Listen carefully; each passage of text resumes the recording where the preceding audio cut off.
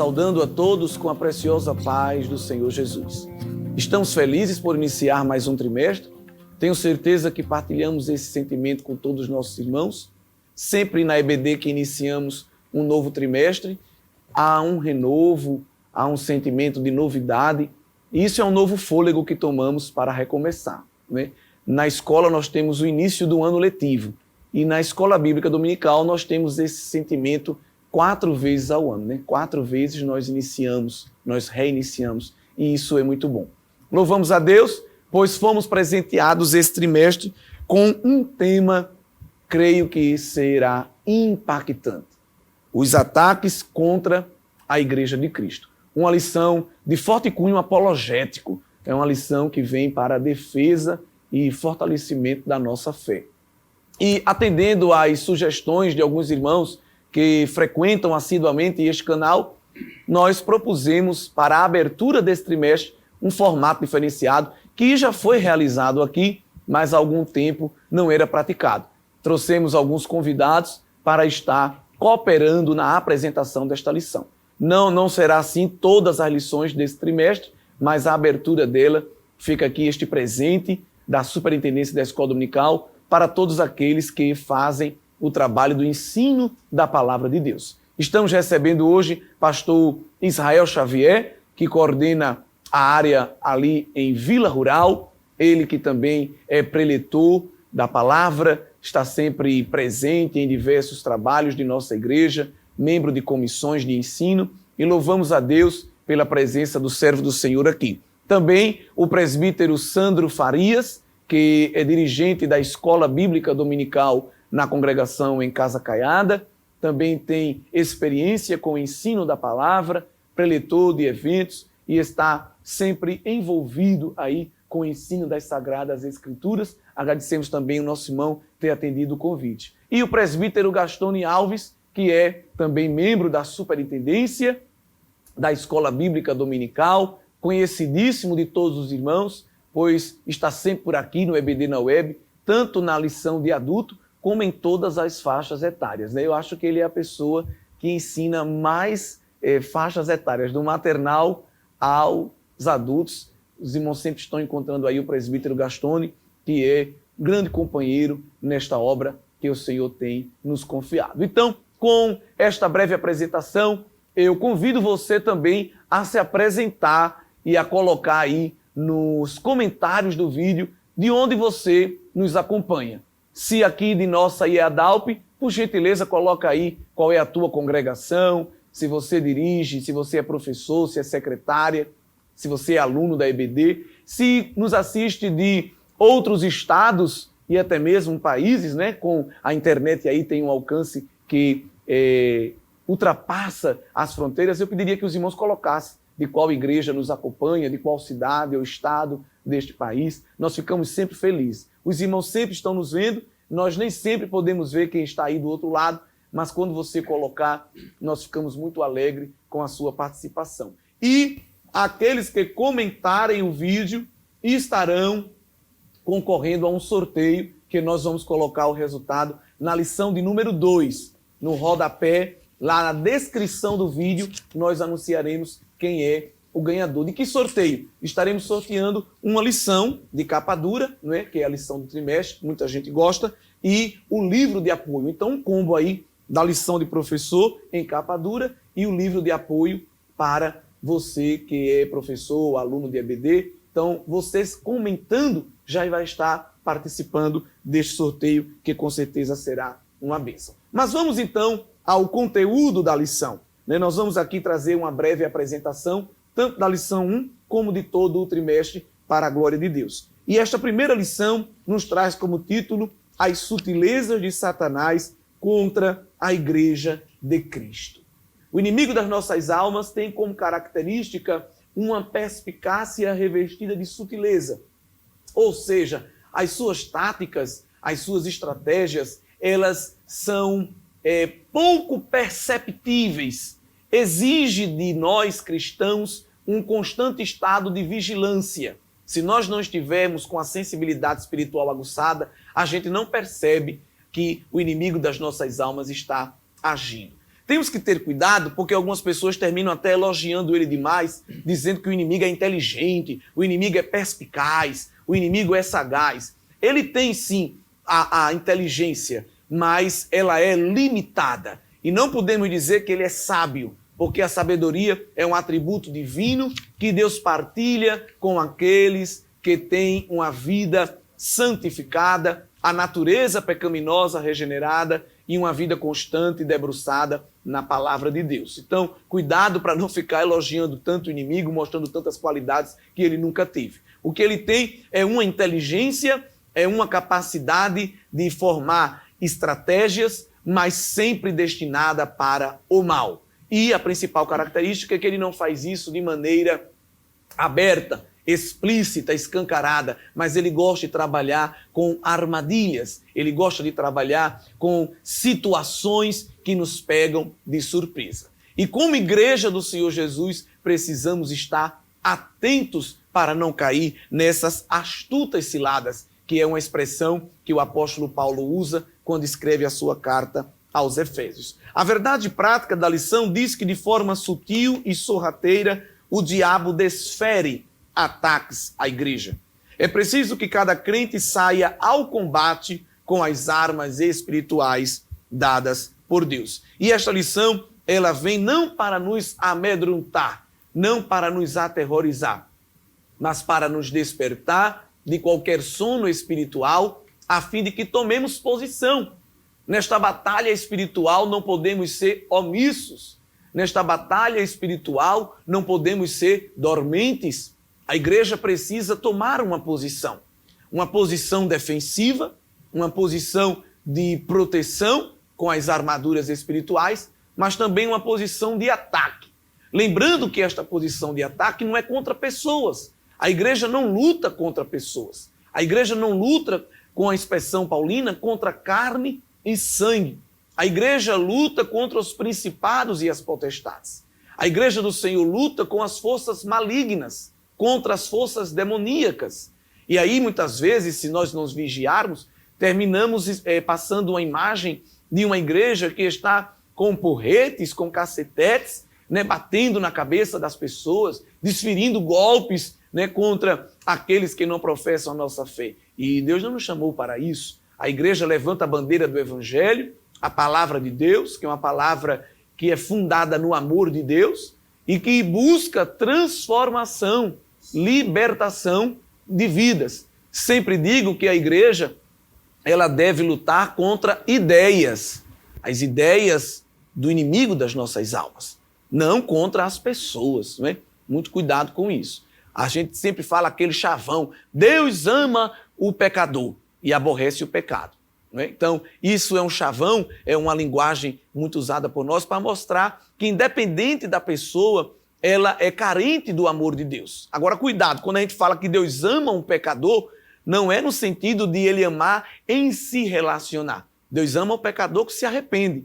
Deus ama o pecador que confessa a Cristo como Salvador e está disposto a ser mudado por ele. Amar aqui no sentido de desfrutar de um sentimento de intimidade, de um relacionamento. Agora, o amor de Deus que desemboca no sacrifício de Cristo, o amor de Deus disponibilizando a salvação, esse amor sim está disponível para todo homem. É o texto áureo da Bíblia, João 3,16. A igreja que está sob ataque, ela não pode estar com um sentimento hostil. Não venha para cá que eu vou desferir um golpe para tirar o demônio. Não venha para cá que eu estou armado até os dentes. A igreja ela não incita o combate, ela não suscita a guerra. E essa lição ela vem trazer essa palavra aos nossos corações para nós estarmos atentos, armados espiritualmente, prontos para nos colocarmos diante desses desafios. Mas não procurá-los, não causá-los, mas ficar na posição vigilante para, quando necessário, tomarmos posição diante destes ataques. O ataque é sutil, o ataque é implícito, mas ele é verdadeiro e é real. E quem tem comunhão com a palavra de Deus não é pego despercebido. E nós vamos ouvir os nossos convidados, que com certeza trarão grandes contribuições. E já falando aí sobre este primeiro tópico, o alerta para o povo de Deus, gostaríamos de ouvir o nosso vice-superintendente, presbítero Gastone, não é? Falando algo em relação a esta segurança que nós temos em Deus, de mesmo estar lutando contra algo que é implícito, que é sorrateiro, mas nós não estamos numa areia movediça, num campo minado, que não sabemos onde pisamos. Deus nos revela, e quem está atento à voz dele não é pego de surpresa. Eu queria que o senhor falasse alguma coisa em relação a isso. Meus queridos irmãos, meus queridos pastores, a paz do Senhor Jesus. Lição maravilhosa, meu pastor. E permita-me, antes de entrar no primeiro tópico, ou dentro daquilo que é me facultado a falar, trazer uma palavra dentro da etimologia de sutileza, já que essa palavra sutil, ela vai nos acompanhar as 13 lições. Da primeira à 13ª lição, nós vamos trabalhar a sutileza, ser sutil. É interessante que dentro do conhecimento da palavra, ser sutil é quase que impalpável. E aí uma palavra que o nosso superintendente utilizou foi de imperceptível. Então o inimigo de nossas almas, trabalhando de uma forma tão pequenininho e causando um estrago enorme nas nossas comunidades. Então, há necessidade de entendermos sobre essas sutilezas e, desde já, parabenizo a nossa CPAD, o nosso pastor José Gonçalves, por uma lição tão rica, tão eficaz e para um tempo propício. As sutilezas em que o inimigo de nossas almas está investindo contra a igreja. E nesse primeiro tópico sobre a igreja sob ataque, e aí dentro daquilo que me fora facultado falar, o alerta para o povo de Deus, é interessante lembrarmos do que Jesus disse aos seus discípulos na expressão de que as portas do inferno não prevalecerão contra a igreja. E aí bate naquilo que o senhor falou, meu pastor, de nós não estarmos no campo de defesa, é estarmos em ataque. Embora a igreja esteja sendo atacada, mas nós estamos em ataque. As portas do inferno não prevalecerão quando esta igreja sai das 4 paredes para anunciar a verdade do evangelho. Amém. E nós temos aqui, então, nesse quesito de sutileza, situações que diariamente nós enfrentamos, seja nas congregações, seja em casa, seja no trabalho. Vamos enfrentando situações em que precisamos estar atentos. É interessante aqui no alerta para o povo de Deus, e a minha fala bate muito no que está já no devocional diário, segunda, terça e quarta, em Gênesis 37, 5-7, Deus advertindo pessoas e grupos, já falando lá para José, e José passando para os seus irmãos uma visão, um sonho que recebera de Deus, e esses irmãos, por inveja, não quiseram aceitar tal sonho, tal visão, aquilo que Deus tinha preparado para o José. E isto perpassa também no capítulo 45 de Gênesis, em que José ele vai mostrar para os seus irmãos, para a sua família, o que foi necessário passar para que Deus fosse socorro para a sua família. Mas isso não impediu de que ele fosse vítima das sutilezas do inimigo. De um dos irmãos querer matá-lo, de não conseguir matá-lo, mas vendê-lo, de fazer com que ele sofresse por estar contando um sonho, aquilo que Deus falara com ele, aquilo que Deus passara para ele. E é a igreja, nesses dias, aquilo que a gente está defendendo, daquilo que Deus passou para a gente, daquilo que nós fomos comissionados a defender, e muitas vezes somos perseguidos por essa defesa que nós fazemos. Alguns já não aguentam mais e deixam de lado. Outros, por sua vez, sofrem, mas permanecem com a bandeira erguida. Gostaria também de comentar, meus pastores, quando nós vamos falar em 1 Timóteo capítulo 4, normalmente nós comentamos a partir do versículo de número 6. Permita aqui abrir as escrituras, que é justamente quando Paulo ele vai trazer as suas recomendações para Timóteo, propondo estas coisas aos irmãos: serás bom ministro de Jesus Cristo, criado com as palavras da fé e da boa doutrina que tens seguido. E a gente, quando vai continuar a ler o texto, vai percebendo que a palavra estas coisas vão se repetindo. Olha lá que no versículo 11, Paulo diz a Timóteo: manda essas coisas. E quando a gente vai continuando, vai percebendo que essas coisas vai se repetindo. Aí, que coisas são essas? Aí é justamente nesse texto que o pastor José Gonçalves traz para a gente, que é do versículo 1 ao versículo 5, quando vai dizer aqui: mas o Espírito expressamente diz que nos últimos tempos apostatarão alguns da fé, dando ouvido a espíritos enganadores e doutrinas de demônios, pela hipocrisia dos homens que falam mentiras, tendo cauterizado a sua própria consciência, proibindo casamento. Olha que a gente não vai comentar aqui sobre casamento ou outras coisas, porque nós teremos lições a mais à frente para comentar. Mas a gente já percebe, então, do que Timóteo estava enfrentando nos seus dias e que nós continuamos a enfrentar nos nossos dias, de pessoas que querem, a bem da força, empurrar para a igreja os seus caprichos. Mas a palavra de Deus continua dizendo: e isso expressamente diz o Espírito, que nos últimos tempos apostatarão alguns da fé. E vai bater em quê? Proibindo o casamento, ordenando a abstinência de manjares que Deus criou para os fiéis e para os que conhecem a verdade. Então nós temos, meu pastor Renato, meu pastor Israel, meu pastor Sandro, uma situação em que nesses últimos dias muitas pessoas vão apostatar, outros já apostataram, alguns estão neste caminho e é lamentável. Eu faço questão de colocar, meus companheiros, que nós, enquanto obreiros de escola dominical, não podemos nos privar de ensinar a verdadeira palavra de Deus. Porque quando nos privamos, alguém vai cometer um grande erro.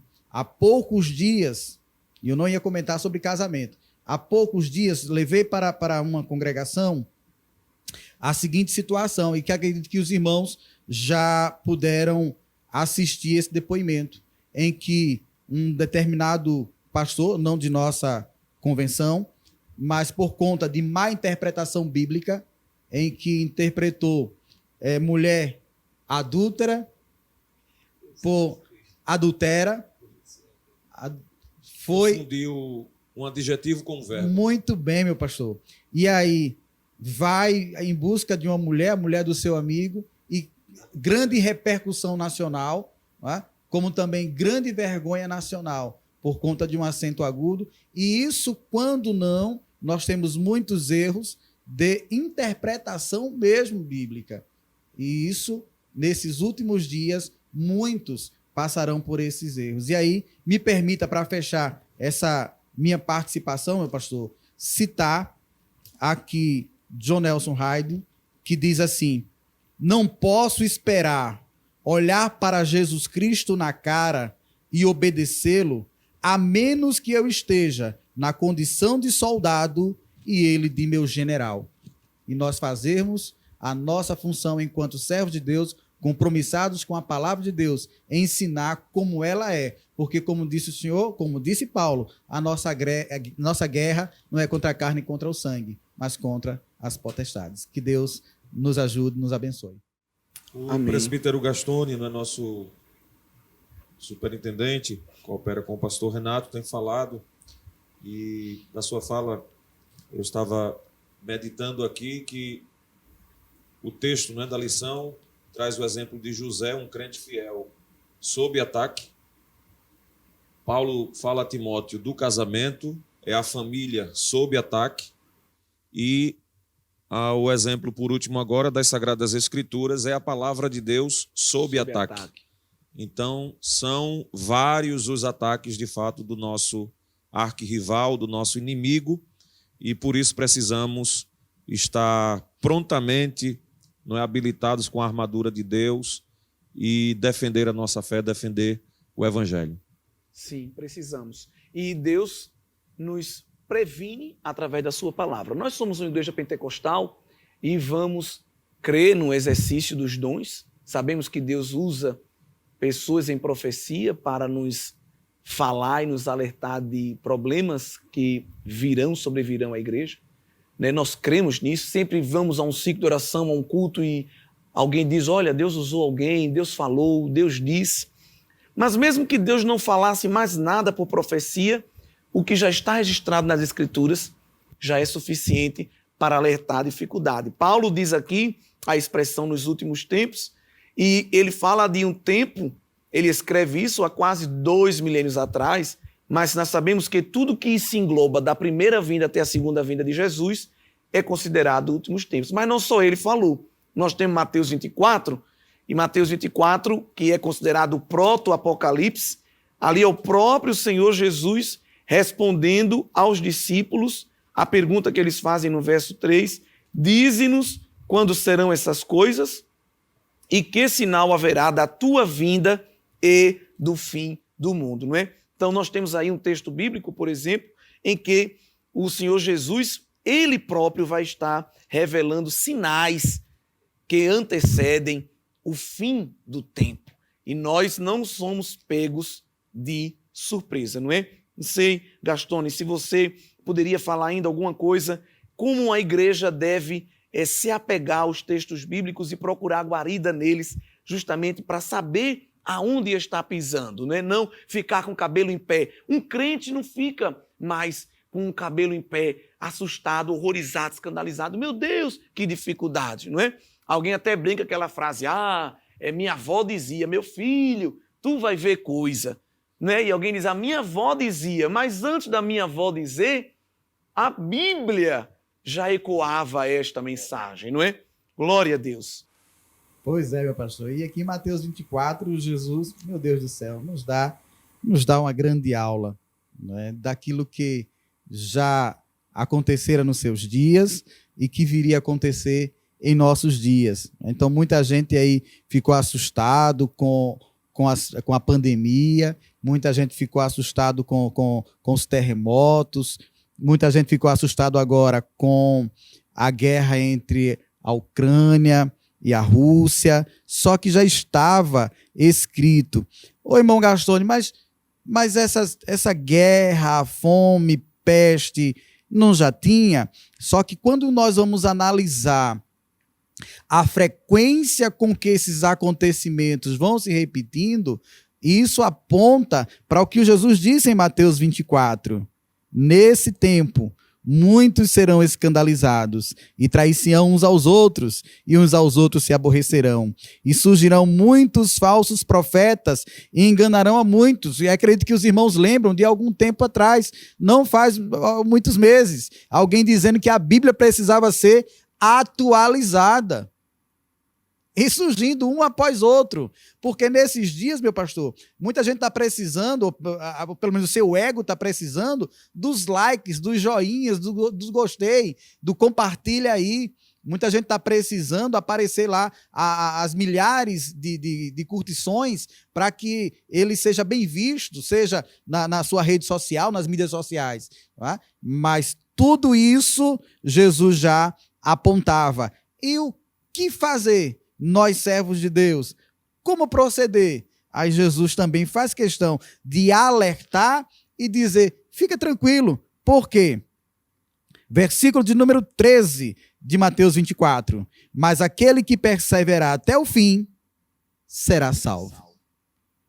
E aqui a gente fecha, meu pastor. É interessante isso que o senhor fala, porque Jesus não só alerta a gente do perigo, mas ele também nos dá a receita de como proceder diante do perigo. Não é?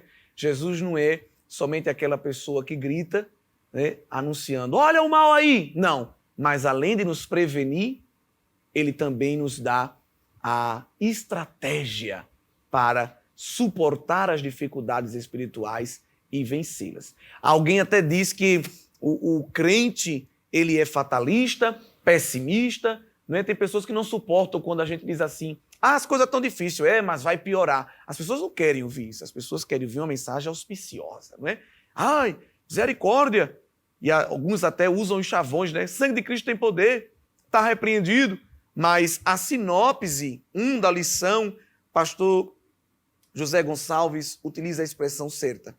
A Igreja de Cristo precisa estar em estado de alerta contra as sutilezas de Satanás nesta reta final. Irmãos, nós estamos na reta final.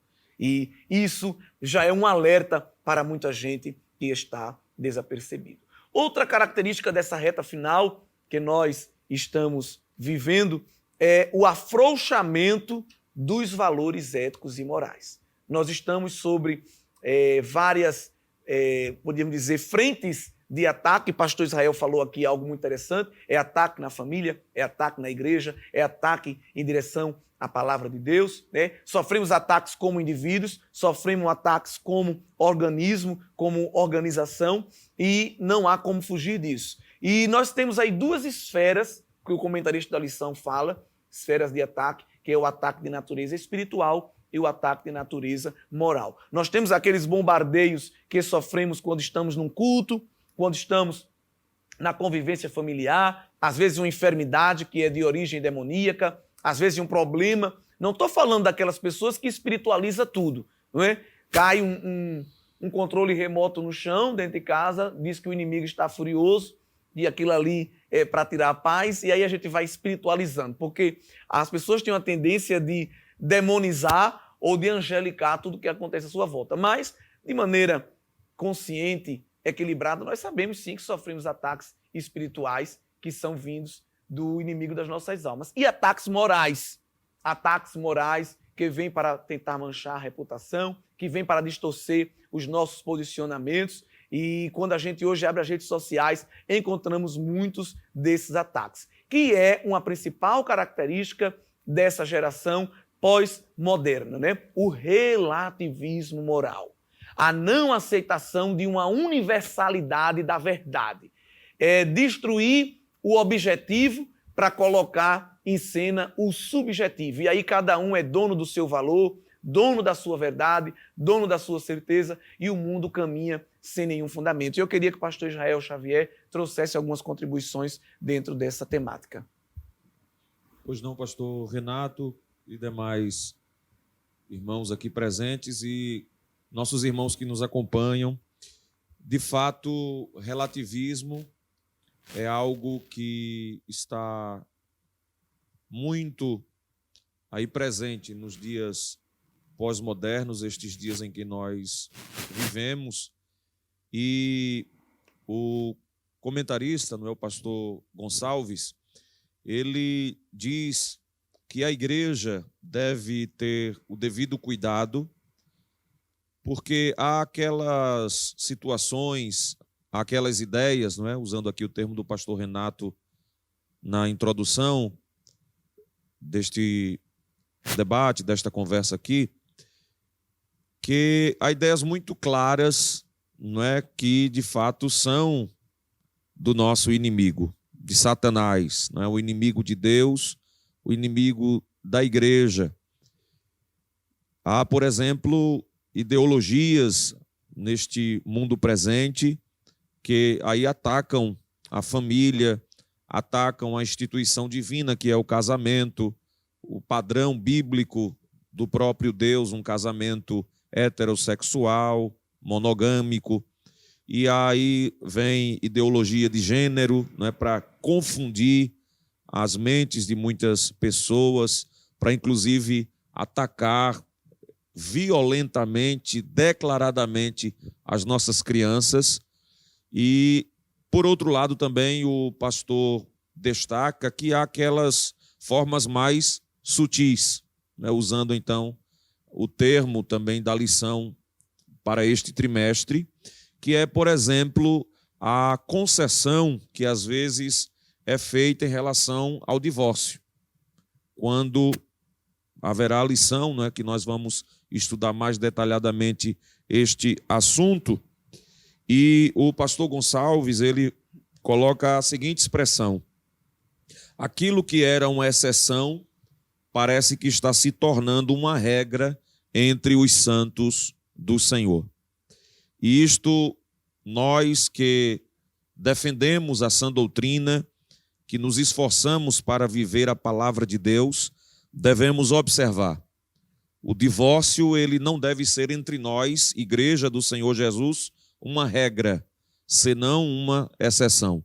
Evidentemente, há muito debate em cima das expressões lá utilizadas, não é, pelo Senhor Jesus em Mateus, creio que capítulo 19, por exemplo, e as escolas, não é, que havia na época dos observadores da lei, enfim, mas o Senhor Jesus, ele é muito enfático ali ao dizer: aquilo que Deus uniu, não o separe o homem.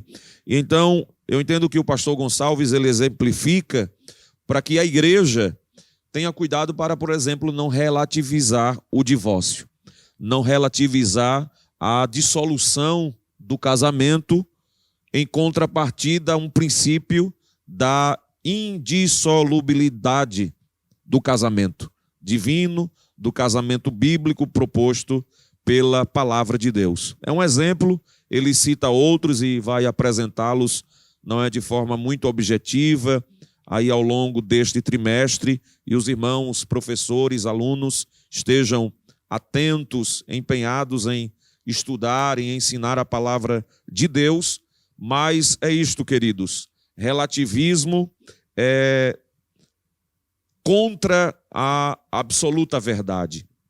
E o Senhor Jesus, ele mesmo, declarou-se como a verdade. Evangelho segundo João, capítulo 14, versículo 6, eu sou o caminho, a verdade e a vida. Uma atenção, não é, professor Gastone, mais uma vez, para artigo definido e indefinido. Assim como o irmão citado lá confundiu o acento agudo e transformou adjetivo num verbo e provocou aquela bagunça toda, há de se ter o cuidado do artigo definido, o caminho, para o outro indefinido, um caminho. Jesus apresenta-se como o caminho, a verdade. Então, ele é a verdade absoluta. Não há como negociar isto, não há como relativizar esta questão, porque ele diz em Evangelho segundo João também, 17, santifica-os na verdade, a tua palavra é a verdade. A Bíblia Sagrada, amados irmãos, ouvintes, internautas que estão conosco, a Bíblia Sagrada, de Gênesis a Apocalipse, os 66 livros, não formam uma verdade. O cânon sagrado é a verdade de Deus, é a palavra de Deus, é a revelação de Deus para o homem caído no seu pecado, precisa de reconciliação, e esta palavra apresenta Cristo Jesus como o caminho de volta para Deus. Então, relativismo não combina com cristianismo. Relativismo não combina na igreja verdadeira que prepara-se ou é preparada, adornada pelo Espírito Santo, aguardando o arrebatamento. Amém, glória a Deus. Interessante que quando o pastor fala essa questão do artigo definido, indefinido, né? Ali Jesus também não diz a minha palavra santifica-os na verdade, a tua palavra é a verdade. Ele não diz a tua palavra é verdadeira. Ele não adjetiva a palavra de Deus como verdadeira. Ele usa a palavra como um substantivo, ela é que vai adjetivar outras coisas. Por que a palavra de Deus não é verdadeira? Porque para ser verdadeira ela precisaria passar por um outro crivo. E ela não passa por crivos, ela é o próprio crivo. Nós cremos e professamos em uma verdade absoluta. Deus, ele criou padrões absolutos, morais e éticos para que o mundo não fosse uma bagunça. Além da sua palavra, ele também coloca dentro de nós esses valores. As pessoas já nascem com valores morais, com o senso do certo e do errado. E enquanto o pastor falava, me lembrei de Isaías 5, verso 20, quando Deus o usa para denunciar o relativismo moral, que alguém diz que é algo novo, né, da pós-modernidade. Mas o relativismo moral, essa sutileza de Satanás já está querendo entrar na Terra há milênios.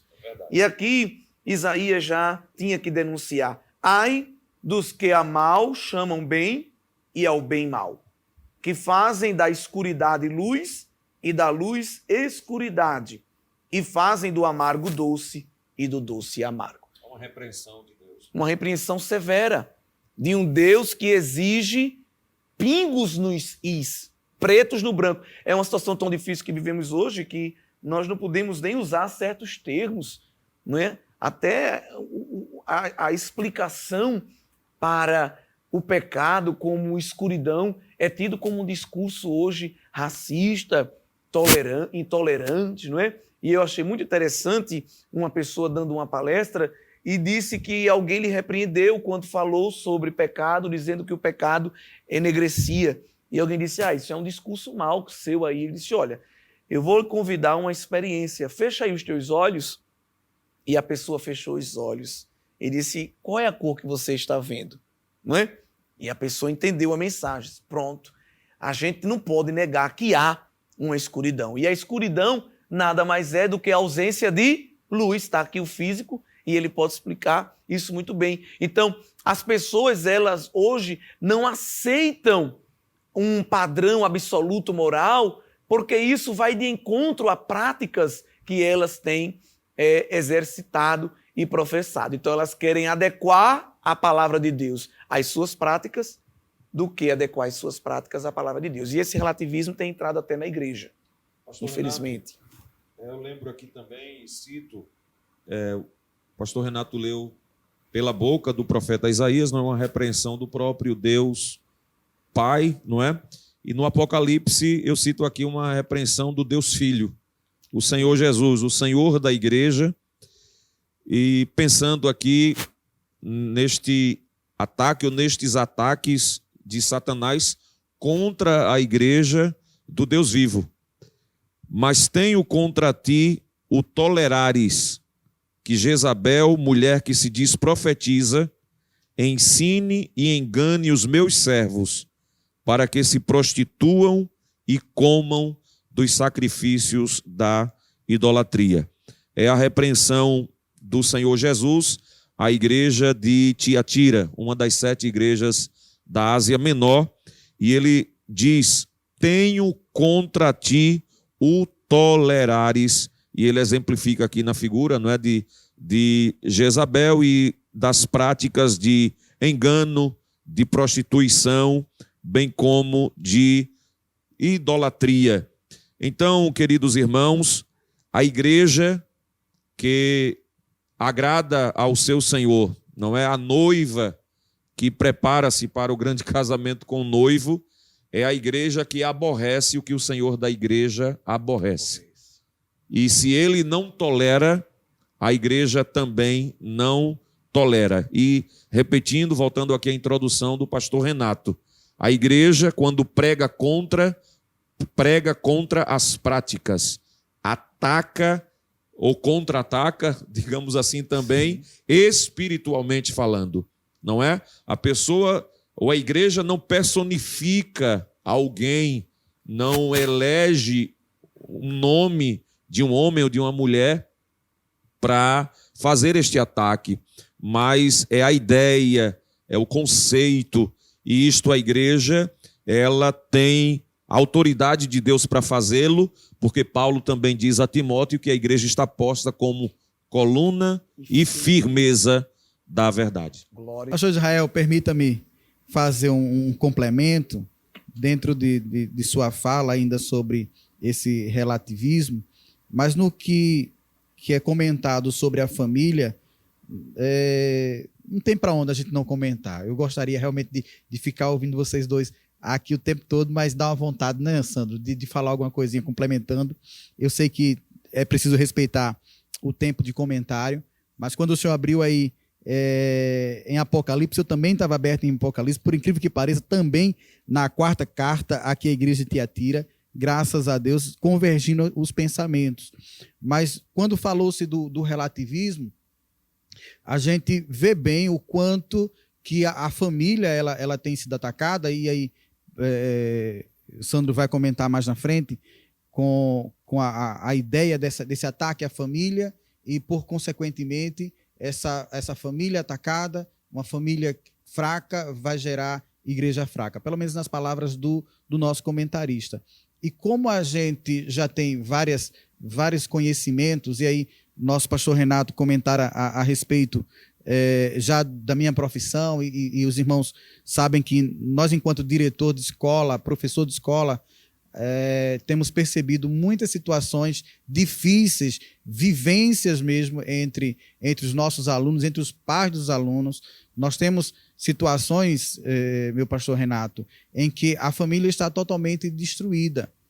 Só para os irmãos terem uma noção, ontem na escola eu tive oportunidade de conversar com a mãe que não queria levar o menino para o psicólogo, e veio pedir a mim uma declaração para que eu declarasse à psicóloga a necessidade deste aluno ter alguma sessão, alguma terapia. E eu, conversando com a mãe, disse: não precisa que o diretor da escola faça isso. Basta a senhora dizer como ele é na sua casa, como ele lhe respeita, como seu marido já não aguenta mais e quer devolvê-lo ao Estado. Então, essas situações, elas vão adentrando também, a gente não quer, mas vão sutilmente adentrando nas igrejas, não é?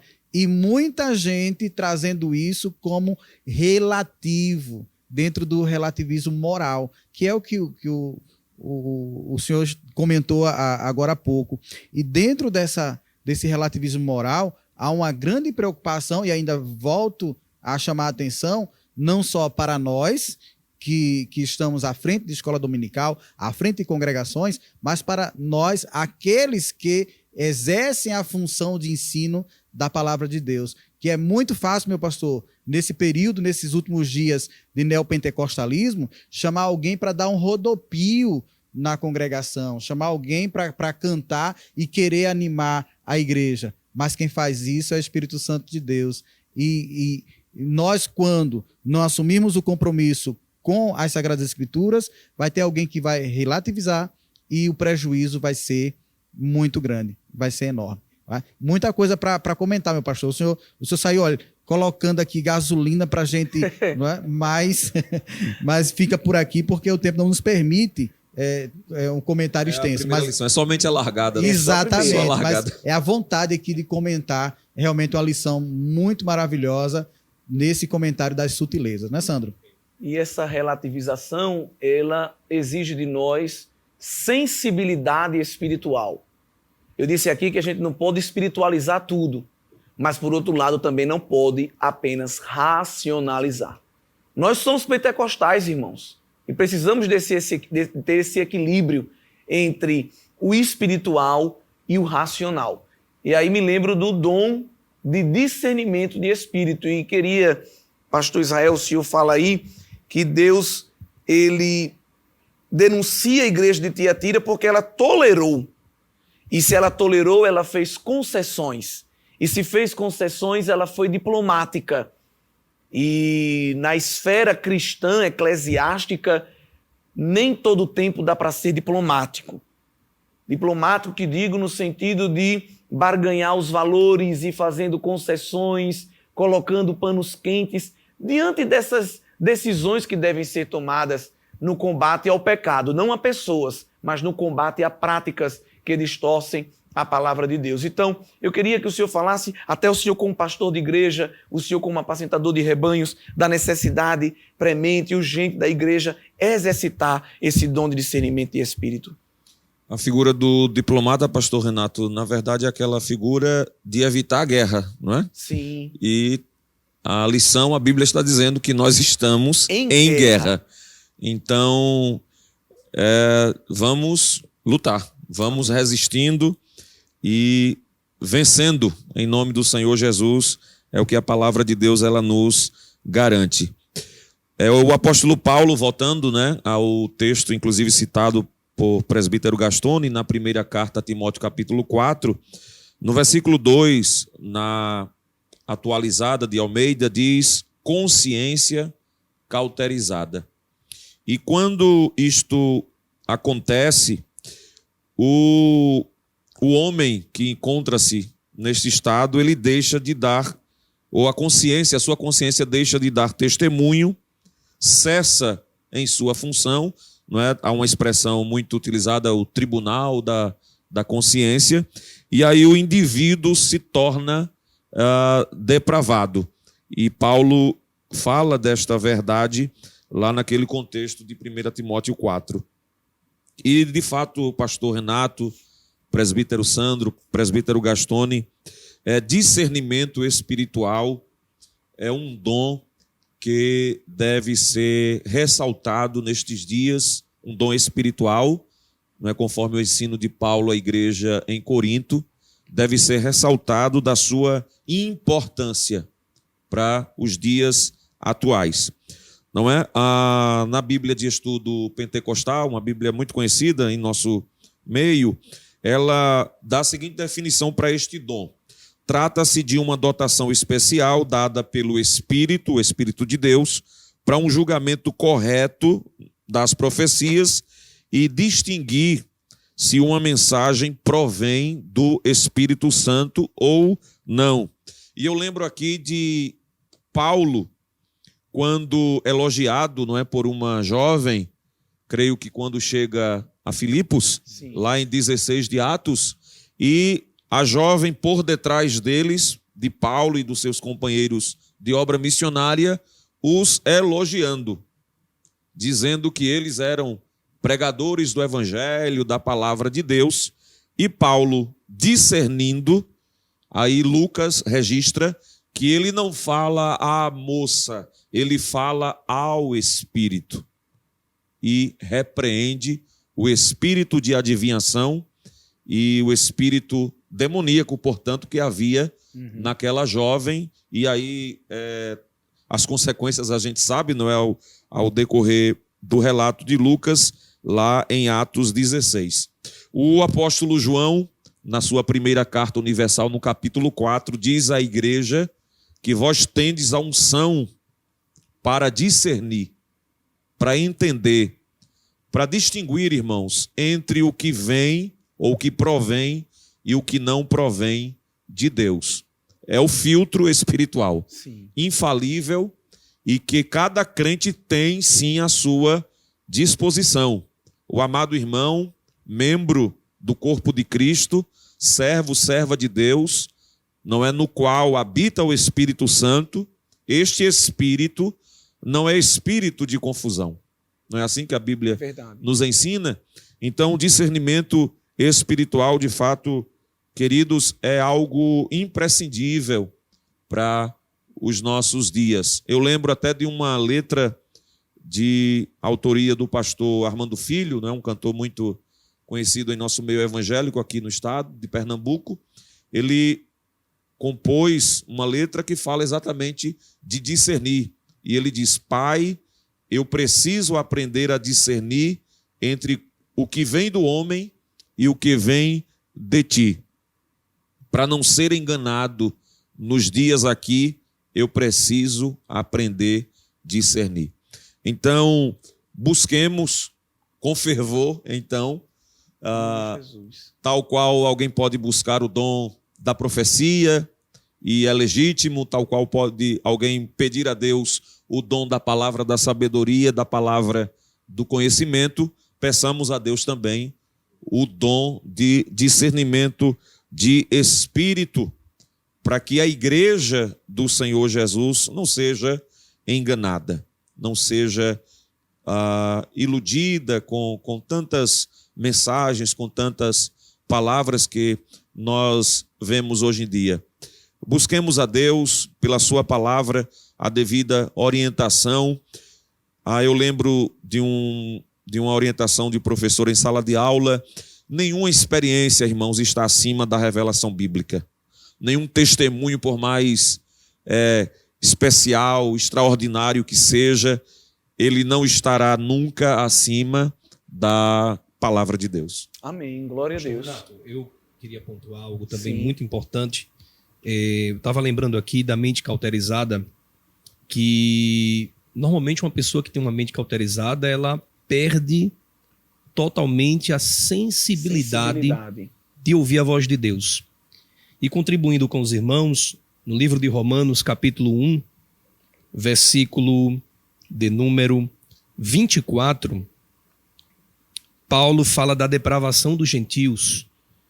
E a coisa estava tão séria que Paulo fala assim: pelo que também Deus os entregou às concupiscências do seu coração, à imundícia, para desonrarem o seu corpo entre si. Pois mudaram a verdade de Deus em mentira e honraram e serviram mais a criatura do que o Criador, que é bendito eternamente. Amém. Eu lembrei do relativismo, porque aqui a gente vê que há uma mudança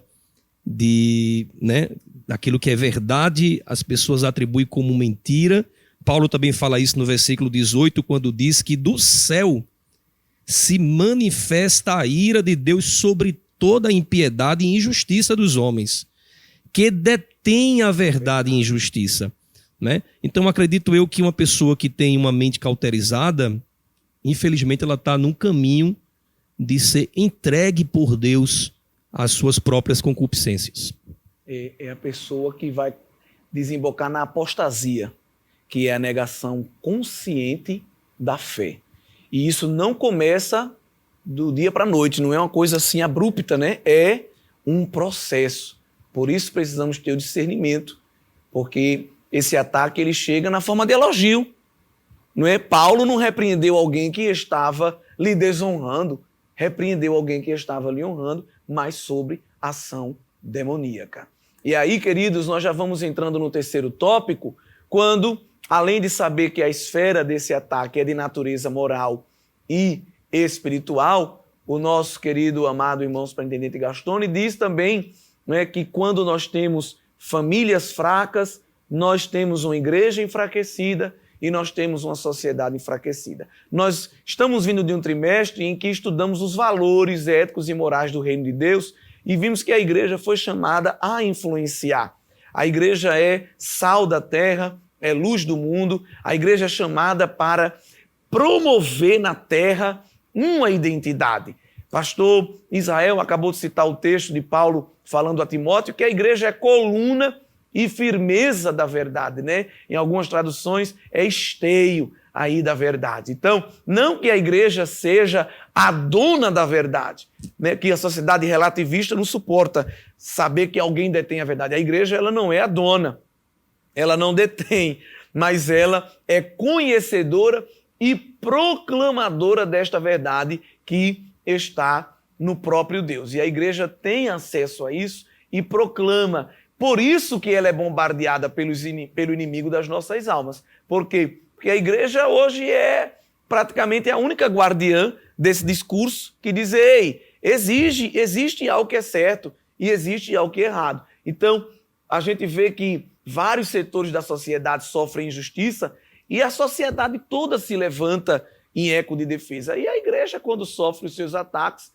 ninguém está preocupado com a igreja, né? A gente tem aí tanta gente morrendo por tanta coisa e as pessoas vão levantar as bandeiras, né? Salvem isso, salvem aquilo outro, salvem até os ovos de tartaruga, os filhotes de baleia. Mas e os milhões de mortos da igreja perseguida?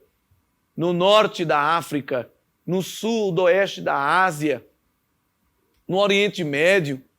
Vocês veem aí a mídia se levantando em defesa, as pessoas indo fazer passeatas nas grandes avenidas, no ocidente secularista. Salvem os cristãos que estão sendo mortos, que não têm liberdade de expressão, de fé? Evidentemente que não. Então, esse bombardeio, ele vem para duas esferas. E eu queria que o presbítero Santo trouxesse aí a sua contribuição, como o inimigo das nossas almas tem lutado, quem são os dois principais alvos dele, baseado aí no comentário do pastor Gonçalves. Primeiramente, a paz do Senhor para todos os nossos queridos irmãos, professores, alunos da Escola Bíblica Dominical que nos acompanha e também quero aqui externar minha alegria diante desses grandes homens de Deus que estão aqui também contribuindo com esta primeira lição do trimestre.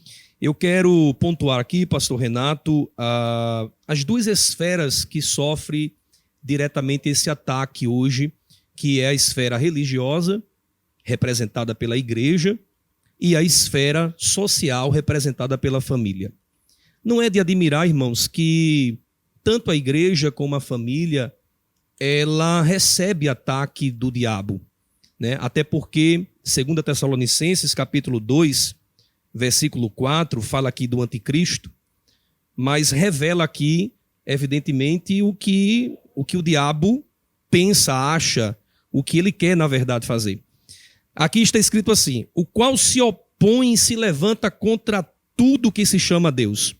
Então essa é uma característica do diabo. Tudo que Deus abençoou, tudo que Deus criou, o diabo ele se levanta, ele se opõe, e é evidente que a igreja, ela é sim uma instituição, ela é a noiva do Cordeiro, redimida, lavada, comprada, e claro que o diabo vai se levantar contra a igreja e contra a família também.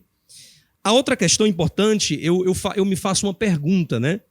Mas por que a igreja, além da oposição do diabo, por que a igreja incomoda tanto? Por que a igreja é tão odiada pelo diabo? Porque até quando o diabo ataca a família, diretamente ele está querendo atacar a igreja. Sim. Né? É como se a igreja fosse o seu principal alvo. No fim das contas, é o principal alvo do diabo. Enfraquecer a igreja, destruir aqueles que estão justificados na fé, né? Fazer com que alguns venham se apostatar da fé. É por isso que 1 Timóteo 4:1 fala que aqueles que apostataram da fé foram justamente aqueles que deram ouvidos, né? Ouvidos à doutrina de demônios. Foram aqueles que abriram uma lacuna, uma brecha, da qual o ataque ali teve uma eficácia, e essa pessoa, infelizmente, ela se afastou, ela renegou sua fé, né? Então a gente vê que um dos ódios do diabo pela igreja é porque a igreja na terra, ela representa a pessoa de Cristo, e ela vem exatamente destruir as obras do diabo, né? Está escrito lá no livro de 1 João 3:8, que Jesus se manifestou. 3:8 diz assim: quem pratica o pecado é do diabo, porque o diabo vive pecando desde o princípio.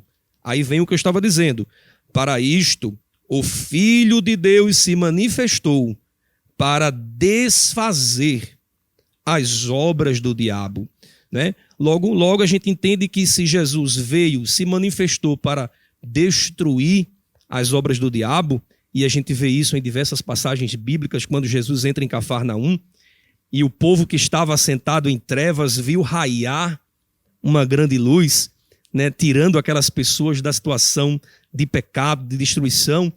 A igreja também tem esse poder, não no próprio nome dela, mas ela tem esse poder no nome de Jesus. Glória a Deus. Né?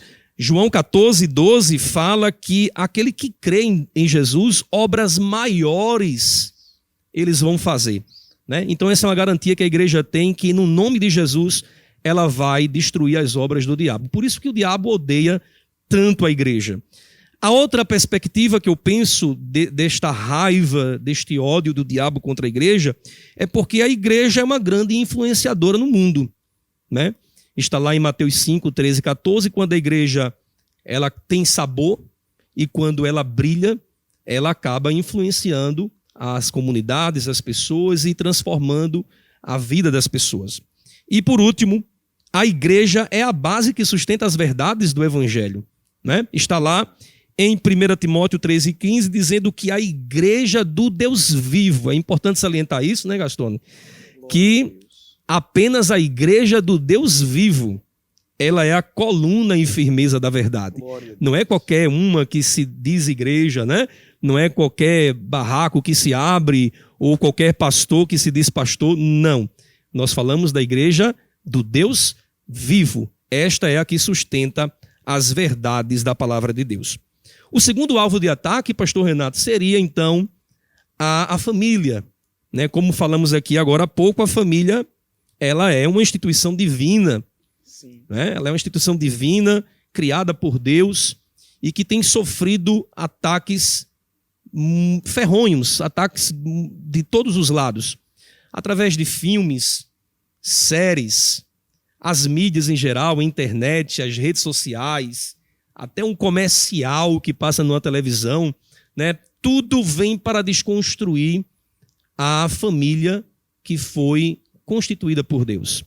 Nós sabemos que a família constituída por Deus é aquela família entre homem, mulher e sua descendência, e sua prole, né? Inclusive, nós temos esse aparato na Bíblia Sagrada e temos esse aparato na nossa Constituição também, né? O artigo 226, parágrafo 3 da Constituição diz que a família é formada por um homem e uma mulher. Veja que coisa. Né? E mesmo diante da Constituição está se levantando aí, nós sabemos, nos âmbitos, né, do Senado e etc., a guerra ferronha contra este conceito de família que nós temos na Bíblia e também na nossa Constituição. E na própria natureza, porque uma família precisa de um homem e de uma mulher para ser desenvolvida. Uma família construída através da sua descendência, como o Senhor disse. Então, eu preciso de uma célula sexual feminina e de uma célula sexual masculina. As ideologias, elas não estão indo de encontro rasgando a Constituição, rasgando a palavra de Deus e rasgando os cromossomos para poder fazer valer essa relativização que nós estamos vendo aí. Exatamente, pastor. Eu estava até pensando aqui que esse ataque à família, ele vem desde do princípio, né? Quando Deus cria Adão e Eva, e ali o casal já é ali de uma certa forma atacado. Bombardeado. Literalmente bombardeado, e a gente vê que surge ali uma culpa entre os cônjuges, né? Adão Sim. culpando Eva pelo erro, né? Até colocando a culpa em Deus, né? Está lá em Gênesis 3:12, quando ele diz, foi a mulher que tu me deste. Né? A gente encontra também o primeiro fratricídio, né? É uma palavra até um pouco diferente. Fratricídio é muito parecido com homicídio, né? Mas fratricídio vem da morte de um irmão que mata o outro irmão, né? Fratricídio, o primeiro fratricídio na Bíblia, né?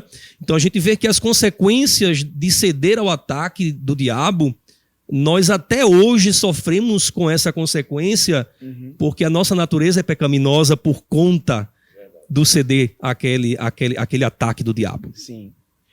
E aí, como igreja, nós precisamos salvaguardar, resguardar essa identidade familiar, né? A gente tem hoje instituições que não fazem mais menção à família. Ou se fazem, o fazem de maneira distorcida. E o senhor, como dirigente de escola dominical, a gente sempre fala, EBD, escola dominical, não é um departamento da igreja. A EBD é a igreja com todas as suas faixas etárias, de diversas idades, né? Toda a família reunida aprendendo a palavra de Deus. Hoje as famílias, elas não se reúnem. A rotina é tão intensa, é tão extensa, que o que elas menos fazem é se reunir.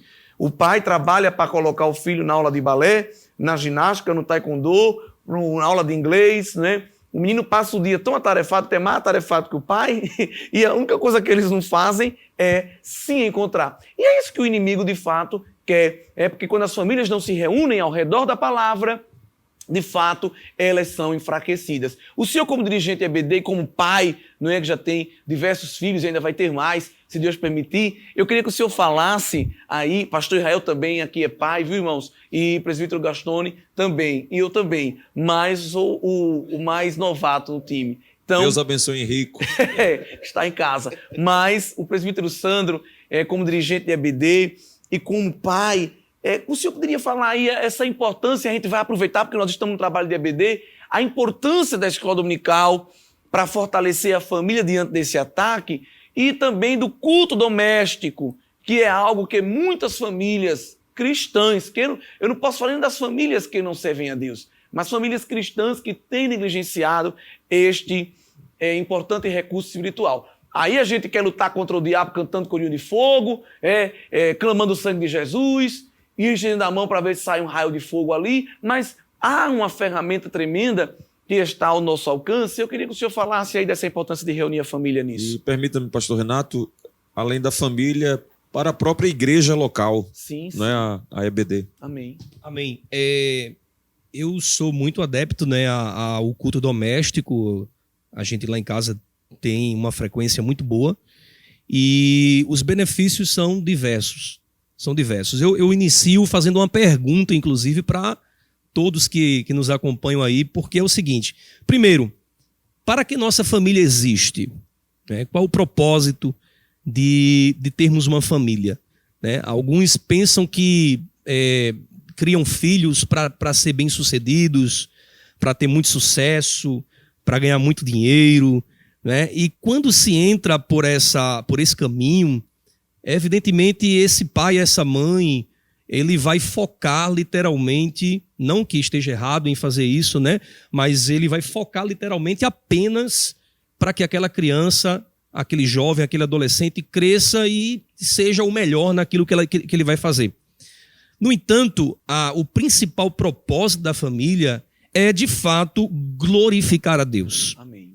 É uma controvérsia a gente ter uma família que existe para glorificar a Deus e esta família, no seu próprio lar, na sua própria casa, essa família não se dispõe de 20, 30 minutos no dia de 24 horas para poder prestar um culto a Deus. Alguém pode pensar, nós já fazemos isso na igreja, né? Uhum. Mas existem outros benefícios quando fazemos isso dentro da nossa casa. Né? Primeiro, eu elenquei aqui algumas coisas importantes. Por exemplo, a harmonia e amor dentro do lar. Né? A outra questão, é fonte de força, porque ali nós estamos compartilhando a palavra de Deus, nós estamos discipulando, nós estamos orando uns pelos outros. Né? Até uma dica importante, um caderninho de oração, né? Com pedidos de oração de até irmãos da igreja. Uma certa vez eu comentei com a irmã da igreja dizendo assim: irmã, o seu nome está no caderno de oração da nossa família. E ela se emocionou, ela chorou, irmãos. Pasmem. Ela chorou e não acreditava. Meu Deus, eu não acredito que isso é verdade. É verdade, presbítero. Eu digo, o seu nome está lá. Não só o seu, mas como de muitas pessoas que às vezes nem imagina. Uhum. Mas os nossos filhos já oram, nós já oramos por essas pessoas.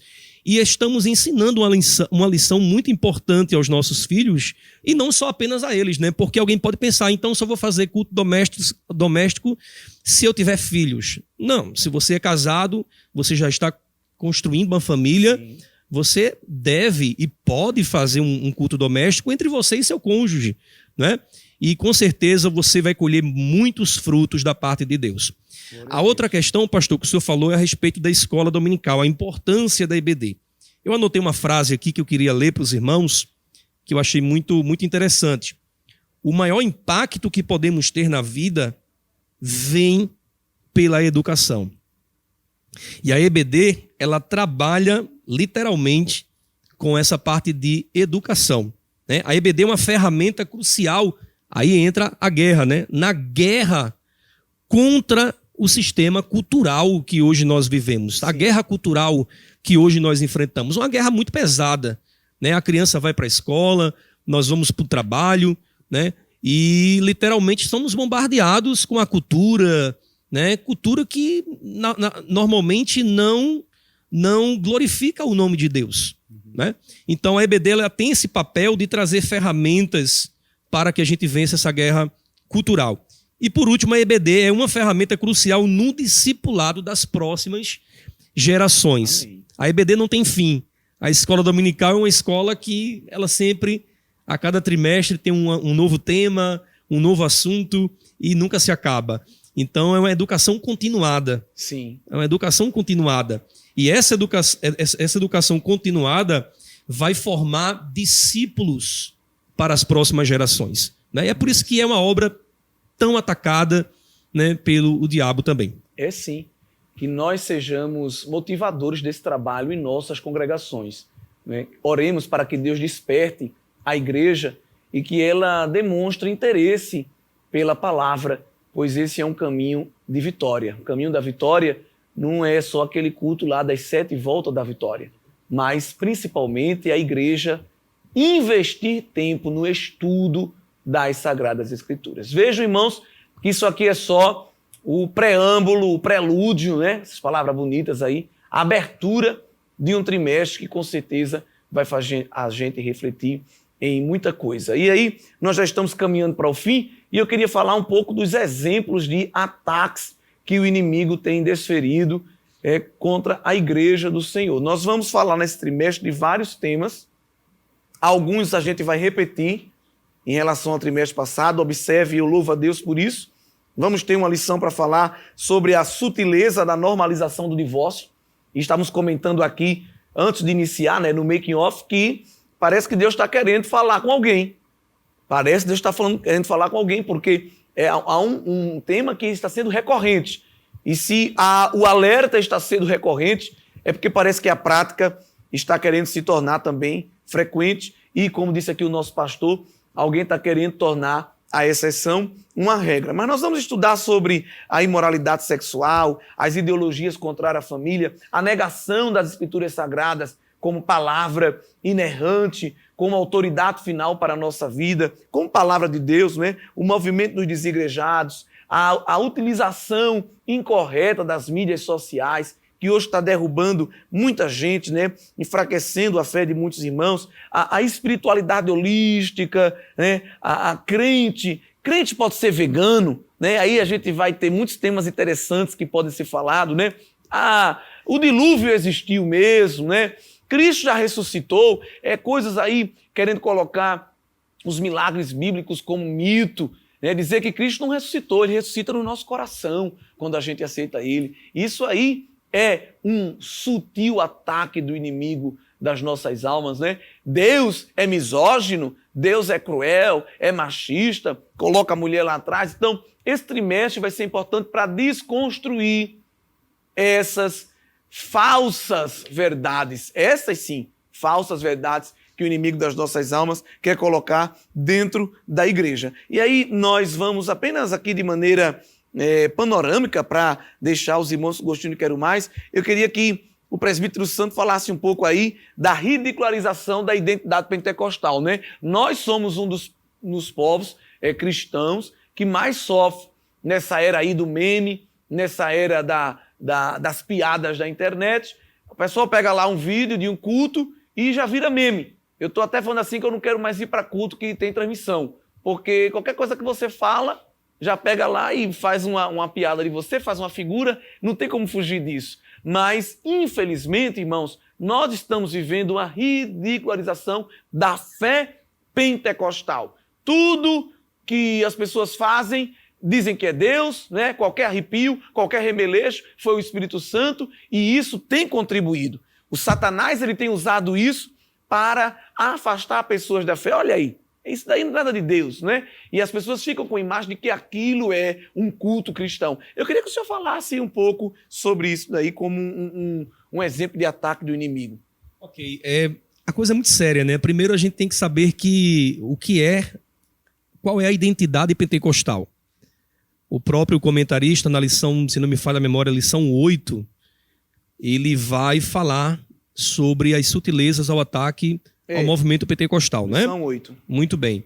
Então, lá ele fala que a igreja pentecostal ela é conhecida como uma igreja que crê na atualidade dos dons espirituais. A igreja pentecostal ela tem essa identidade de que crer nos dons espirituais, que tem como evidência o batismo do Espírito Santo, falar em línguas, não é? Sim. Também somos conhecidos por outras demais coisas, por exemplo, a igreja barulhenta, a igreja que gosta de dar glória a Deus.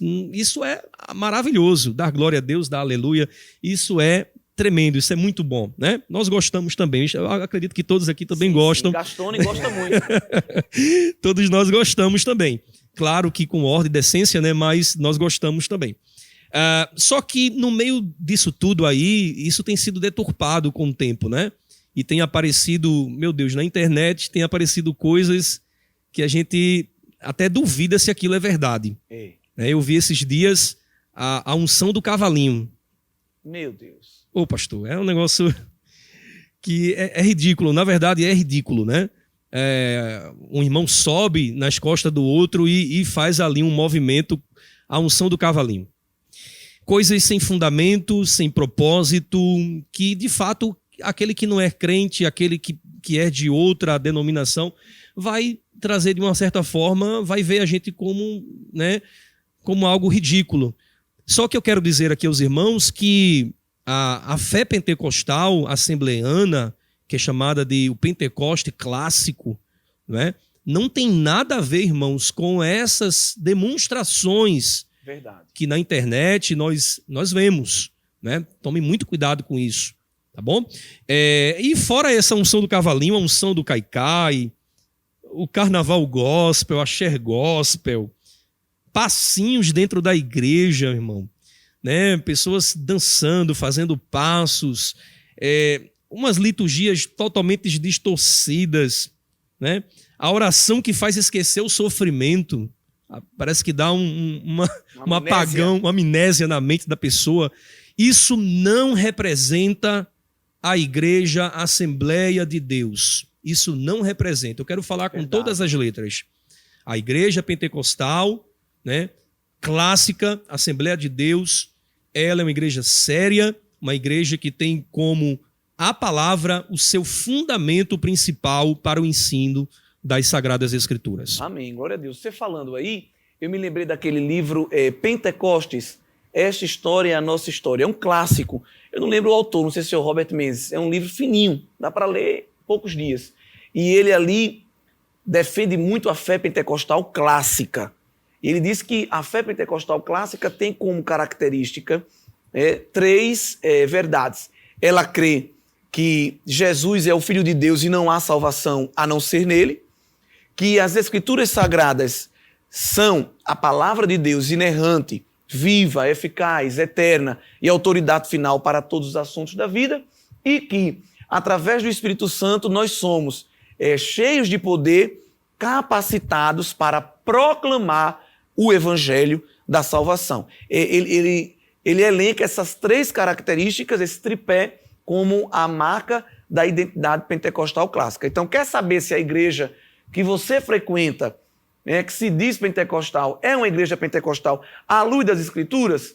Você tem que ver se ela tem compromisso com a Escritura Sagrada, a centralidade das Escrituras, se tem Cristo como centralidade da salvação e o Espírito Santo como centralidade da missão evangelística, não é? É o chamado batismo missiológico. Missiológico. É receber poder não para ficar dentro da igreja se tremendo e eu digo para ti, tu diz para mim, mas é receber este poder para sair, Gastone falou bem no comecinho, a igreja lutando contra as portas do inferno porque sai das quatro paredes, né, para enfrentar mesmo o mundo das trevas na proclamação do Evangelho. Como é que a gente luta contra as trevas? Quando a gente está proclamando o Evangelho e arrancando pessoas das trevas e levando-as para a maravilhosa luz, né? Então, vai ter uma lição só para falar disso, hein, irmãos?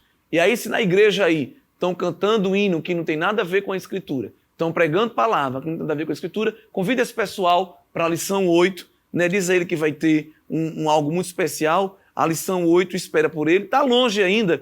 Vai ser, eu vou ver aqui a data, dia 21 de agosto. Aí você diz, tem um negócio ali para tu ir e eu te espero. Você faz o convite especial, né? E a foto mostra uma pessoa com as mãos levantadas para cima. Você faz o convite aí com essa foto e ele vai pensar que tem um manto e ele vai receber um manto de repreensão para aprender a ser crente. Mas isso é o cuidado, irmãos, com o rebanho. É o zelo para que vidas não se percam em um pseudo-Pentecoste. Eu queria também falar aqui um pouco mais sobre a negação da autoridade da Bíblia. Nós vamos ter uma lição específica para falar deste ataque. É a lição de número 7. Né? Tem crente, irmão, bebendo na fonte do liberalismo teológico. Não crê em milagre, não crê nos fatos históricos do dilúvio, da criação de Adão, não crê, como eu disse aqui, na ressurreição do Senhor Jesus, não crê que Jesus vai voltar, dizem que ele já voltou no coração daquele que o confessa como Salvador. Nós vivemos no meio de um povo onde já há pessoas dentro do meio eclesiástico que não creem na inerrância, na infalibilidade, na eternidade das Escrituras. Eu queria que nosso presbítero Gastone falasse um pouco deste ataque aí. Uma parte. Fique à vontade, meu pastor. Rapidamente, da boa conversa aqui que nós estamos participando, meus irmãos. Igreja sob ataque, não é? A gente lembra de Efésios 6, a palavra do apóstolo Paulo, aquela igreja, e uma reflexão que é colocada é igreja como um hospital e igreja como um exército.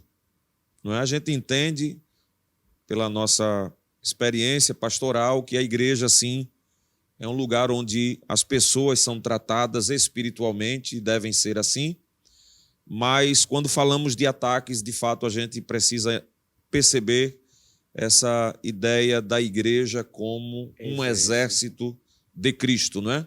Sim. Do Senhor, o Jeová Sabaoth, como nós falamos na nossa tradução, digamos assim. E outra reflexão, dentro também da fala aqui do nosso pastor superintendente, Renato, no século XVIII, século XIX, houve o chamado liberalismo, né? E aí o liberalismo, como já disse o nosso pastor, ele tira das escrituras o sobrenatural. É verdade. Não é? E aí coloca em dúvida milagres. Já no século XX, vem os modismos colocando mais sobrenatural do que o necessário. O místico. O místico, e daí os modismos, enfim. Então há de se ter equilíbrio. E tudo isto, meus irmãos, nós pensamos igreja. Sim. A igreja é, sim, atacada, a igreja sofre, inclusive a igreja local, não é com estas questões. Muito obrigado. Professor Gastone. Meus pastores, pense na lição gostosa. Dá vontade de parar não, meu pastor. Viu? A gente vai parar porque precisa parar. Viu?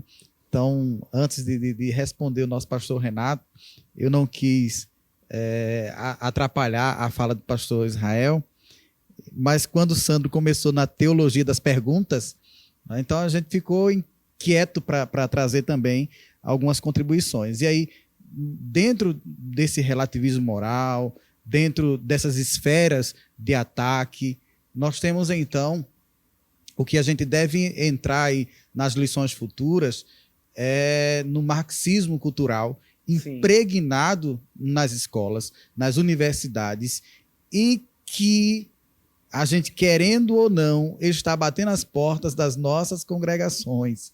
Lamentavelmente, algumas pessoas desinformadas estão apoiando-se, bebendo-se de fontes externas e que acabam deixando a desejar aquilo que deve ser seguido, aquilo que Paulo incentivou Timóteo, e a gente vai ler um pouco do versículo aqui para poder meditar já nessa reta final, mas deixando-se por esse marxismo cultural, só que muito antes. E aí, quando o senhor falava desse relativismo e desses ataques já desde cedo, desde o período iluminista, e muito antes até, né? Então a gente tem também, e aí colocando um pouquinho de filosofia, Gramsci, em sua estratégia de atacar na ideologia, nas ideias, aquilo que o senhor falou, pastor, nas ideias dos pequeninos, porque quando eles crescerem, as ideias estarão maximizadas em suas mentes, né? E aí, para retirar, vai ficar muito mais difícil.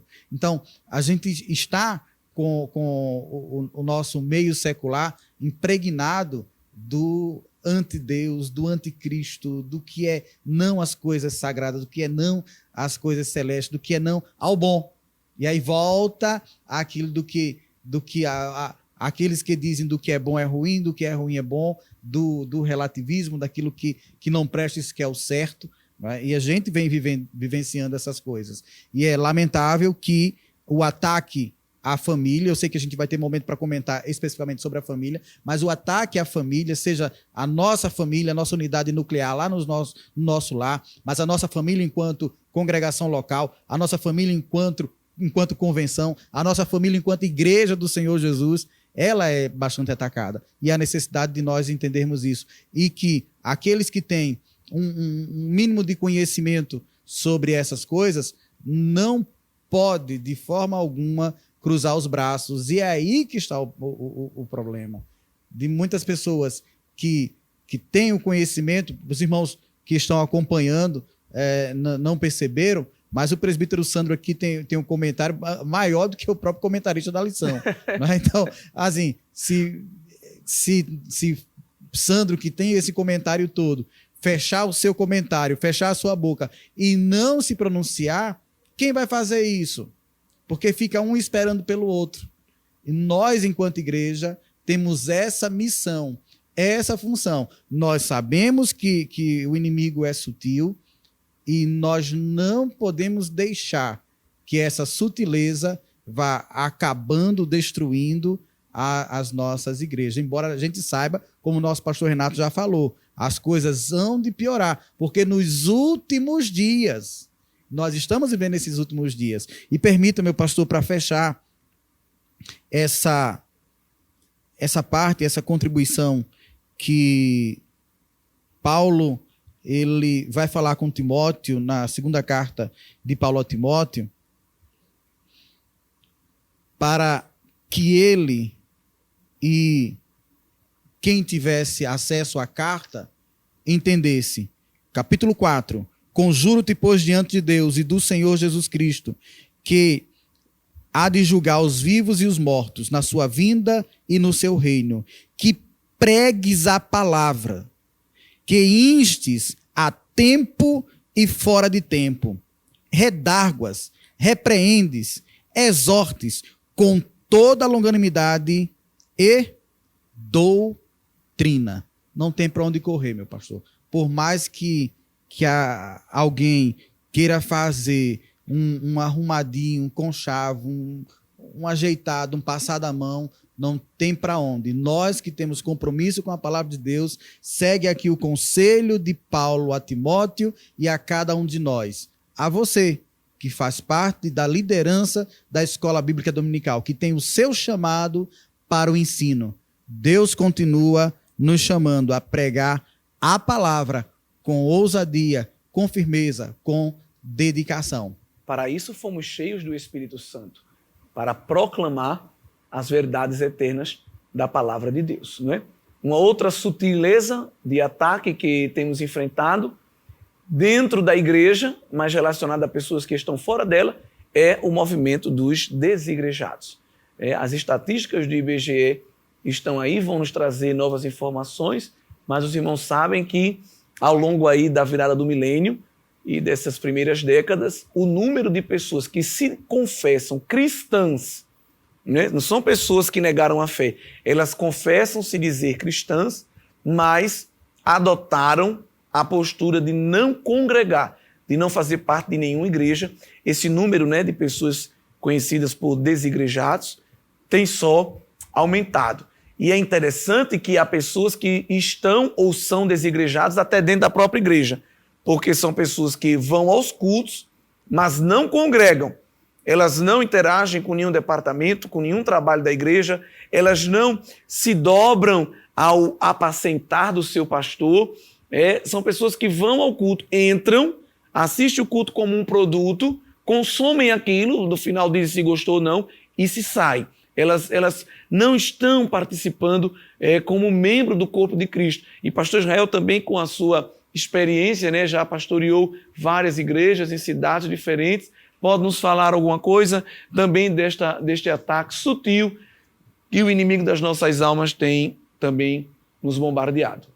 O texto bíblico, né, que trazemos à memória é Carta aos Hebreus, capítulo 10, onde ali o escritor sagrado diz que não deixemos de congregar. Então, é de vital importância para o membro do corpo estar tanto inserido quanto interagindo com o corpo de Cristo. Com todas as diferenças, irmãos, que Paulo, né, ilustra, escrevendo aos Coríntios também, mas não abandonemos a congregação. não há vida para o membro fora do corpo, porque Cristo é a cabeça e o membro precisa estar ali inserido, sendo alimentado, vivendo literalmente, porque fora do corpo há um risco e um perigo muito grande. E da experiência pastoral, não é, que, claro, temos de alguns poucos anos, e muitos irmãos que nos ouvem agora, claro, podem tê-la em maior quantidade, inclusive, ou até intensidade, digamos assim, mas o nosso desafio ao pensar em desigrejados, pensar em membros que estão sofrendo de alguma forma mornidão espiritual, não é? Voltando a uma citação lá das igrejas do Apocalipse, é que para nós, ou para mim, pastor, não é, de igreja, que eu considere que o pasto para o rebanho, a qualidade deste pasto, ela é imprescindível, não é? Ela é imprescindível, e se a ovelha não tem o pasto, não é saudável em seu aprisco, muito provavelmente ela irá buscar até palha seca, como a gente usa essa expressão, não é? Esta linguagem, em outro lugar. Evidentemente, há um fato, desigrejado hoje uma figura, é um fato nesse ambiente eclesiástico, não é? Mas há o desafio para o pastor em sempre estar cuidando do rebanho, apacentando e dando pastos verdejantes. Além disso, e aqui com temor, não é? E tremor, uma reflexão de que é um desafio também nestes dias, pastor Renato, demais obreiros aqui, nós sermos um pastor das 99 que estão no aprisco, mas também ser um pastor da 100ª ovelha que se perde.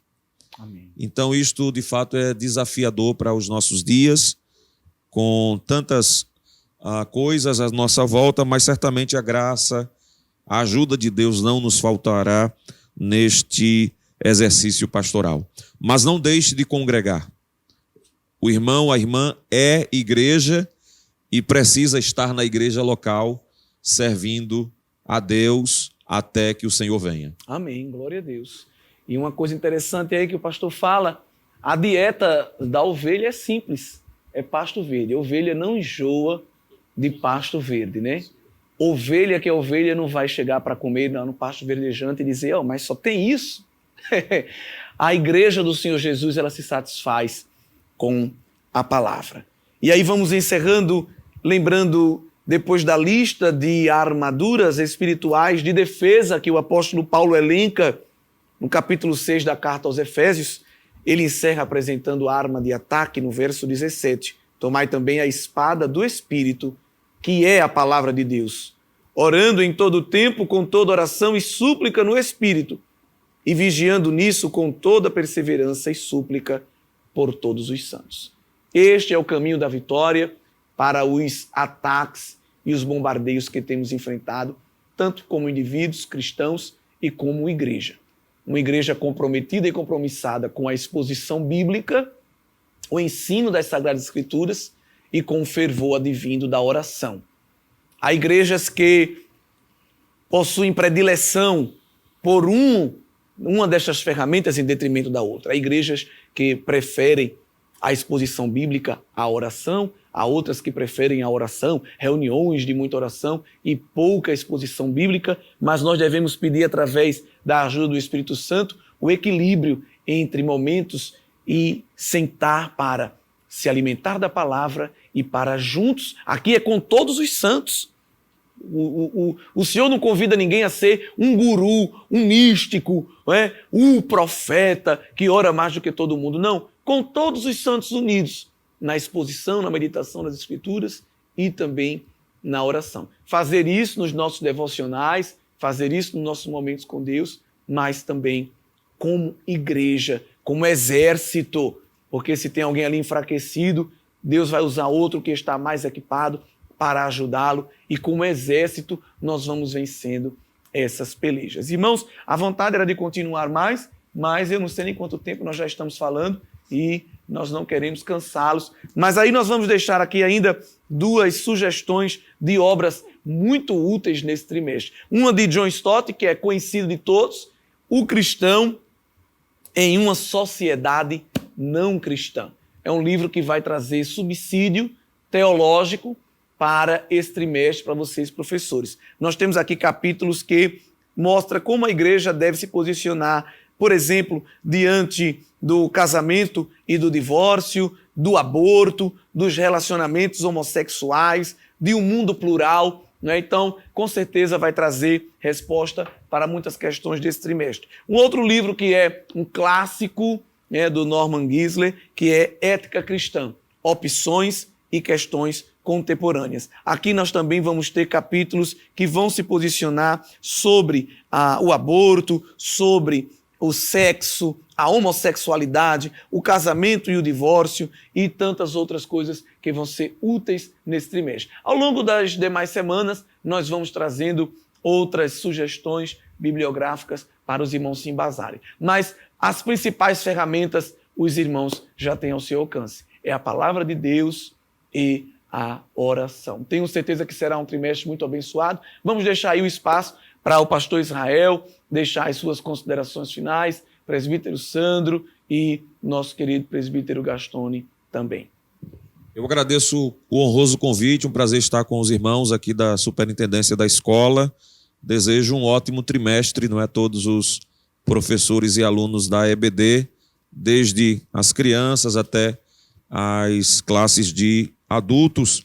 E o texto que eu deixo aqui para nossa meditação é em Deuteronômio, capítulo 25, o versículo 17, diz: lembra-te do que te fez Amaleque no caminho quando saías do Egito, como te saiu ao encontro no caminho e te derribou na retaguarda todos os fracos que iam após ti, estando tu cansado e fatigado ou afadigado, e não temeu a Deus. Uma figura, não é? O povo de Israel peregrinando em direção à terra prometida. Hoje a igreja é chamada do Israel de Deus, e nesta passagem a palavra é dita ao povo para que recordasse como o seu inimigo o atacou, estando aquele povo cansado na caminhada. Mateus 25 fala das parábolas das 10 virgens, 5 prudentes, 5 insensatas, e diz o texto, o próprio Senhor falando, e demorando o noivo. Então, à espera da volta de Jesus, enquanto a igreja peregrina sobre a terra, é até natural que alguns cansem nesta caminhada, mas muito cuidado, estejamos vigiando e orando para resistirmos às astutas ciladas e aos ardis do nosso inimigo. Que Deus nos abençoe e ótimo trimestre a todos, e mais uma vez o meu muito obrigado. Amém. Eu quero também agradecer a confiança do nosso pastor Renato, os demais companheiros, que tive a honra e o prazer de estar aqui com vocês. Eu quero deixar aqui um texto para a meditação dos irmãos, ainda no livro de Efésios, capítulo 6, versículo 11. Revesti-vos de toda a armadura de Deus, para que possais estar firmes contra as astutas ciladas do diabo. Não espere estar no meio da guerra para se revestir. Já vá pegando as armaduras de Deus e fique pronto para a batalha, porque a qualquer momento você pode estar sendo atacado pelo inimigo das nossas almas. Deus abençoe. Meus queridos, pense no ambiente gostoso, ambiente esse com o nosso pastor Renato, pastor Israel, presbítero Sandro. Ficaremos aqui mais tempo comentando, e certamente você gostaria de estar aqui também com eles, nesse momento em que Deus se fez presente, e certamente vocês receberão alguma contribuição da parte de Deus sobre esse comentário. Gostaria não só de agradecer aos nossos pastores, mas ao nosso presidente também por ter concedido esse momento de estarmos aqui. Deixarei para os irmãos um pensamento, um versículo e uma palavra bem rápida. Pensamento de Spurgeon, que diz assim: não suje de lama mãos que estão prestes a tocar harpas celestes. O versículo no livro de Apocalipse, capítulo de número 2, versículo de número 10, só a última parte deste, que diz assim: ser fiel até a morte e dar-te-ei a coroa da vida. Ô, irmão Gastone, por que isso? Lembre-se que, embora a gente esteja falando de uma lição sobre as sutilezas, nós estamos nos últimos tempos, no último tempo, nos últimos minutos da igreja aqui.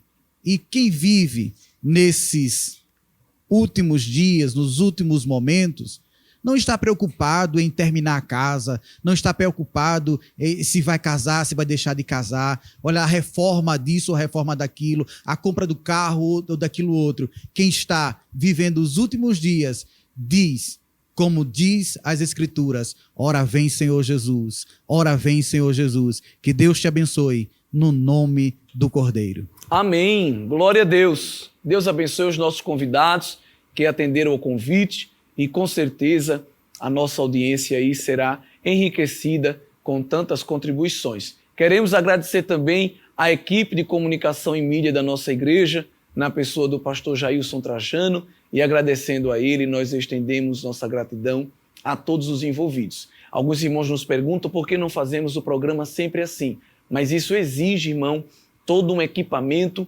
tanto humano como físico, para que nós possamos fazer o programa com mais convidados.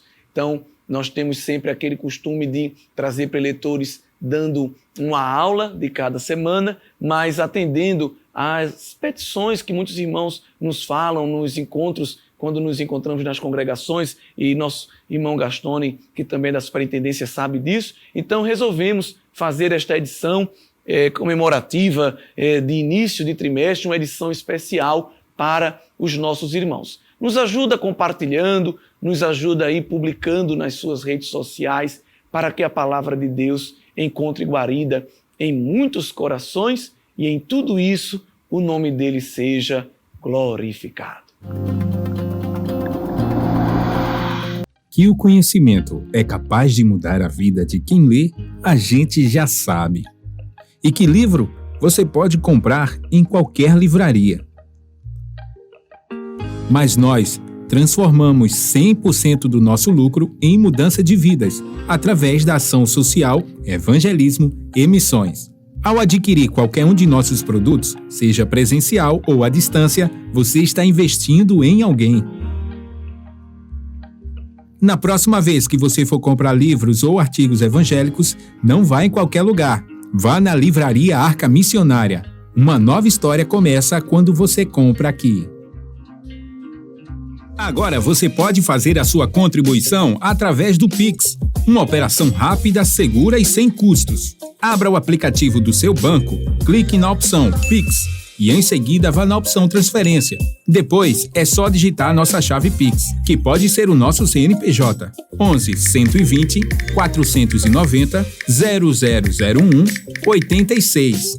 Nosso e-mail contribua@eadalp.org.br ou nosso celular 81-98883-2755. Verifique se a contribuição é para a Igreja Evangélica Assembleia de Deus em Abreu Lima, Pernambuco. Confirme a transferência e depois siga o procedimento do seu banco. Anote nossas chaves Pix para não esquecer. CNPJ 11 120 490 0001 86. E-mail contribua@iadalp.org.br. Celular 81-98883-2755. Você está contribuindo para o crescimento da obra de Deus.